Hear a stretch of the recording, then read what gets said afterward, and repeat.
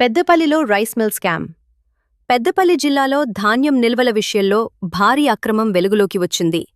ఖరీఫ్ సీజన్కు సంబంధించిన custom milled rice అందించేందుకు ఒప్పందం కుదుర్చుకున్న కొమురవెల్లి రాజేందర్కు చెందిన శ్రీ విజయశ్రీ రైస్ మిల్లులో అధికారులు ఆకస్మిక తనిఖీలు నిర్వహించారు. నాయబ్ తహసీల్దార్ సివిల్ సప్లైస్ జి రవీందర్ ఆధ్వర్యంలో జరిగిన తనిఖీలలో 17,406 క్వింటాళ్లకు పైగా ధాన్యం లోటు ఉన్నట్లు గుర్తించారు. దీని విలువ సుమారు 4,49 లక్షల రూపాయలకు పైగా ఉంటుందని అధికారులు తెలిపారు.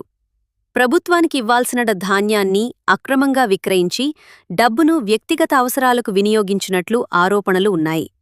ఈ ఘటనపై అధికారులిచ్చిన ఫిర్యాదు మేరకు పెద్దపల్లి పోలీసులు కేసు నమోదు చేసి నిందితుడిని కోర్టులో హాజరుపర్చారు. పోలీస్ స్టేషన్ పరిధిలో మన Vijayasri industries rice mill industries పైన మన ముప్పిడి శ్రీకాంత్ అని చెప్పేసి డిఎన్ సివిల్ సప్లైస్ వారు ఇచ్చినటువంటి కంప్లైంట్ పైన క్రైమ్ నెంబర్ 55/26లో మిస్అప్రోప్రియేషన్ పైన కేసు నమోదు చేయడం జరిగింది.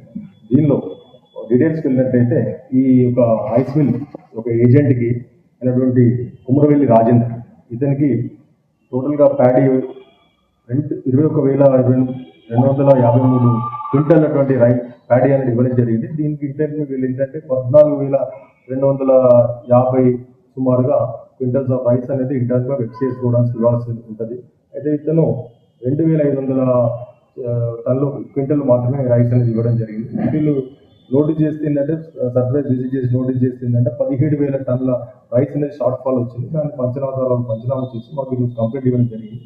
ఆ కంప్లైంట్ పైన కేసు నమోదు చేసేసి వీళ్ళు అరెస్ట్ చేస్తున్నారు. దీనిలో అరెస్ట్ చేసే భాగంలో వీళ్ళు మనం చెక్ చేయగా అతని దగ్గర ₹1,00,000 క్యాష్ అనేది కూడా సీజ్ చేస్తూ అతను అరెస్ట్ పాటు ₹1,00,000 క్యాష్ సీజ్ చేసి కోర్టులో డిపాజిట్ చేయడం జరిగింది. 406 క్వింటల్ సుమారుగా షార్ట్ ఫాల్ వచ్చింది. దానిపైన కేసు నమోదు చేసి ఏమనుకున్నారు జరిగింది కేసు నమోదు.